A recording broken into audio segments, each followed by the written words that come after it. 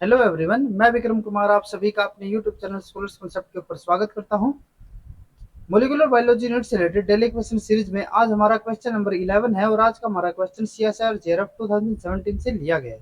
Question को देखते हैं। Eukaryotic mRNAs have an enzymatic appendant cap structure consisting of a 7-methyl guanosine residue joined to a initial 5' nucleotide of the transcript.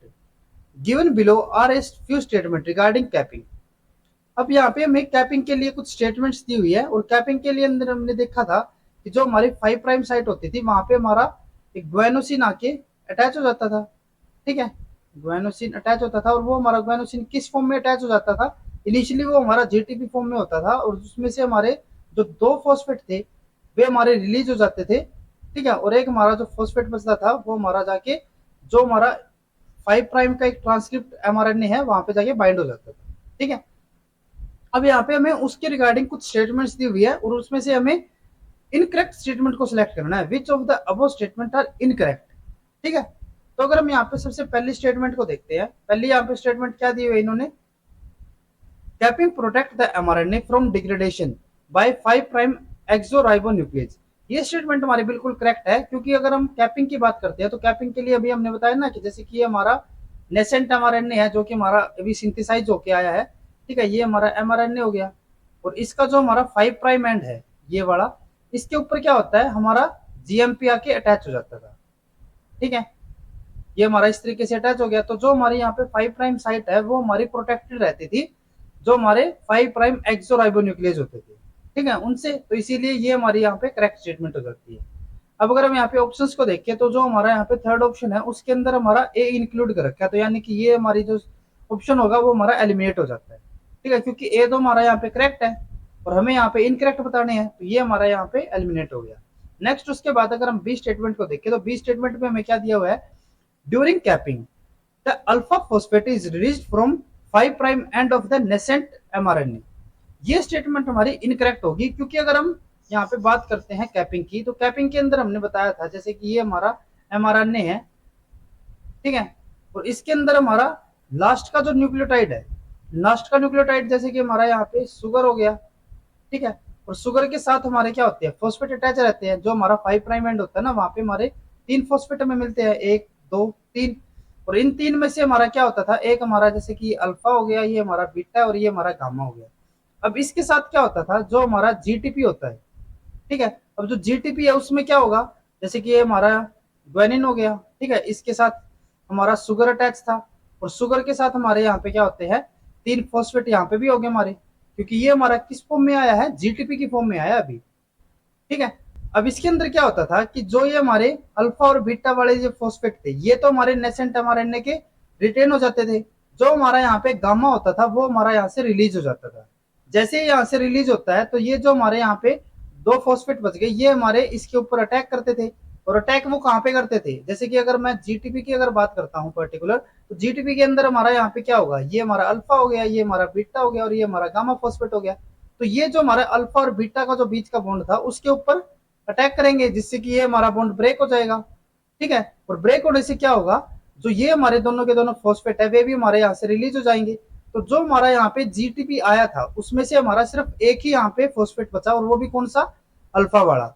लेकिन जो हमारा nascent mRNA है जो हमारा ओरिजिनली ट्रांसक्रिप्ट होने के बाद आया है उसके अंदर हमारे 2 फॉस्फेट बचेंगे और वो कौन से होंगे हमारे? एक अल्फा और एक बीटा।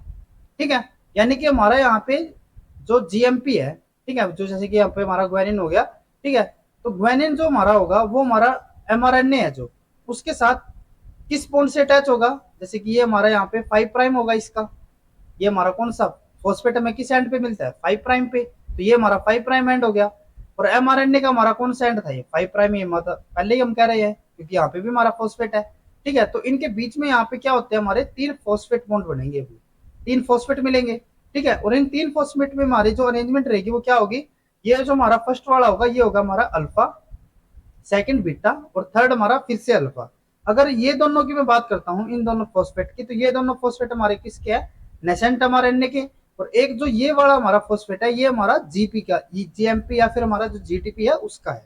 ठीक है, तो यहाँ पे हमें स्टेटमेंट में क्या दिया हुआ है कि जो हमारे during capping alpha phosphate is released from 5 prime end of nascent mRNA। अगर मैं नेसेंट mRNA की बात करूं तो इन्होंने बोला है कि यहाँ पे हमारा जो अल्फा फॉस्फेट है वो हमारा रिलीज हो जाता है, जबकि ये हमारी इनकरेक्ट है, क्योंकि यहाँ पे हमारा रिलीज कौन सा हो रहा है, गामा वाला। ठीक है, तो इसीलिए ये हमारी यहाँ पे स्टेटमेंट इनकरेक्ट होगी। और अगर हम यहाँ पे ऑप्शंस को देखते हैं तो पहले ऑप्शन में जैसे यहाँ पे हमें सी दिया हुआ है, देन उसके बाद यहाँ पे बी दिया हुआ है, तो यानी कि हमारा ये वाला तो ऑप्शन एक तरीके से हमारा करेक्ट रहेगा एक बार। अभी हमें सी का नहीं पता, सी हमारा करेक्ट है इनकरेक्ट है, लेकिन हमें इतना जरूर पता चल गया कि जो हमारा बी वाला है वो तो हमारा इनकरेक्ट है, तो यानी कि ये हमारा ऑप्शन यहाँ पे आ सकता है। अगर हम उसके बाद थर्ड को देखिए तो थर्ड तो हमने पहले एलिमिनेट कर दिया, यहाँ पे बी स्टेटमेंट हमारा जरूर इनकरेक्ट है, लेकिन जो हमारा ए है वो तो हमारा करेक्ट है। ठीक है, तो ये भी हमारा यहाँ पे एलिमिनेट पहले ही हो चुका है। अगर हम यहाँ पे नेक्स्ट की बात करें तो सी और डी का भी हमें यहाँ पे पता नहीं है, तो यहाँ पे हमारा जो ए है वो हमारा यहाँ पे एलिमिनेट हो गया, और जो हमारा बी वाला है यानी कि हमारा जो सेकंड ऑप्शन है वो हमारा करेक्ट हो सकता है। ठीक है, उसके बाद अगर हम यहाँ पे चलते हैं थर्ड ऑप्शन के ऊपर, जो हमारी थर्ड यहाँ पे स्टेटमेंट दी हुई है, थर्ड क्या है, phosphorylation mediated conformational change in the carboxyl terminal domain of RNA polymerase to enable its binding with capping enzyme. ये हमारी स्टेटमेंट करेक्ट होगी, क्योंकि हमने बताया था कि जो हमारा पॉलीमरेज एंजाइम होता है उसकी एक सीटीडी टेल होती थी। ठीक है, और उस सीटीडी टेल के ऊपर क्या होते थे, हमारे 7 अमीनो एसिड का एक सीक्वेंस रहता था। ठीक है, और उस सीक्वेंस के अंदर क्या होते थे, जो हमारी सेकंड पोजीशन होती थी, जैसे कि 1 2 3 4 5 6, एक ये हमारा 7 हो गया, तो इसके अंदर क्या होता था कि जो हमारी ये सेकंड पोजीशन होती थी इसके ऊपर हमें सीरीन देखने को मिलता था, और एक हमारा जो फिफ्थ पोजीशन पे होता था वहां पे हमारा सीरीन होता था, और इन सीरीन की क्या होती थी, हमारी फॉस्फोराइलेशन होती थी। तो हमने वहां पे बताया था कि जब हमारे सेकंड सीरीन की फॉस्फोराइलेशन होती है, यानी कि यहाँ पे फॉस्फेट हमारा ऐड हो जाता है, तो वो आपसे क्या होगा, यहाँ पे जो हमारे ये टेल है उसके ऊपर हमारे कैपिंग एंजाइम आके बाइंड कर लेते थे।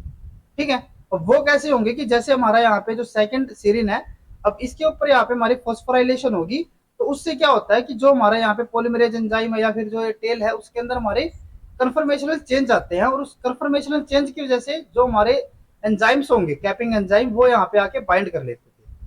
ठीक है, तो यानी कि ये स्टेटमेंट हमारी यहाँ पे करेक्ट होगी। नेक्स्ट उसके बाद अगर हम डी स्टेटमेंट को देखें, अब यहाँ पे हमें क्या पता चल गया, जो हमारी सी स्टेटमेंट है वो भी हमारी करेक्ट है, तो इसीलिए ये भी हमारा ऑप्शन यहाँ से एलिमिनेट हो गया, क्योंकि यहाँ पे हमें इनकरेक्ट बताने हैं, और जो हमारा यहाँ पे फोर्थ ऑप्शन है वो भी हमारा एलिमिनेट हो गया, क्योंकि यहाँ पे अभी हमें सी दिया हुआ है। तो यानी कि हमारा यहाँ पे बचा हुआ कौन सा है, सिर्फ हमारा 2 वाला। ठीक है, तो यानी कि हमारा यहाँ पे जो करेक्ट आंसर होगा वो हमारा कौन सा होगा, सेकंड ऑप्शन। तो आपको ना पेपर के अंदर एलिमिनेशन मेथड भी यूज करके चलना है, क्योंकि जरूरी नहीं होता कि कई बार हमारे जो 4 स्टेटमेंट दी हुई है उसमें से हमें एग्जैक्टली पता हो कि हमारी ये स्टेटमेंट करेक्ट है या फिर नहीं है।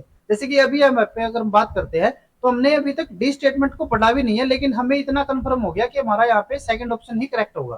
ठीक है, तो इसी तरीके से आपको एलिमिनेशन मेथड यूज करके चलना है। जरूरी नहीं है कि आपको सभी चीजों का पता रहेगा वहां पे, लेकिन आपको जितना भी पता है ना, तो आपको वहां पे उस इंफॉर्मेशन को यूज करके अपना आंसर बताना पड़ेगा। ठीक है, अब अगर हम उसके बाद यहाँ पे बात करते हैं डी स्टेटमेंट की, तो डी स्टेटमेंट में हमें क्या दिया हुआ है, during capping A 5 prime triphosphate bond is formed between beta phosphate of the nascent mRNA and alpha phosphate of GTP. ये हमारी बिल्कुल करेक्ट स्टेटमेंट है, जैसे अभी हमने यहाँ पे बताया, यहाँ पे हमारे ट्राइफॉस्फेट का एक बॉन्ड बनेगा जिसके अंदर हमारा जो नेसेंट mRNA है उसमें हमारा बीटा इन्वॉल्व होगा। जैसे कि अगर मैं इन दोनों की यहाँ पे लिंकेज की बात करूँ तो यहाँ पे हमारा कौन सा है, नेसेंट mRNA का बीटा, और जो हमारा जीटीपी है उसका अल्फा। ठीक है, तो ये हमारी यहाँ पे स्टेटमेंट बिल्कुल करेक्ट होगी। तो यहाँ पे फिर से हमारा जो सेकंड ऑप्शन है वो हमारा करेक्ट हो जाता है। अगर आपको ये वीडियो यूजफुल लगी हो तो please like and share this video, और मोलिकुलर बायोलॉजी से रिलेटेड इसी तरीके के क्वेश्चंस करने के लिए please subscribe to our YouTube channel Scholars Concept. Thank you.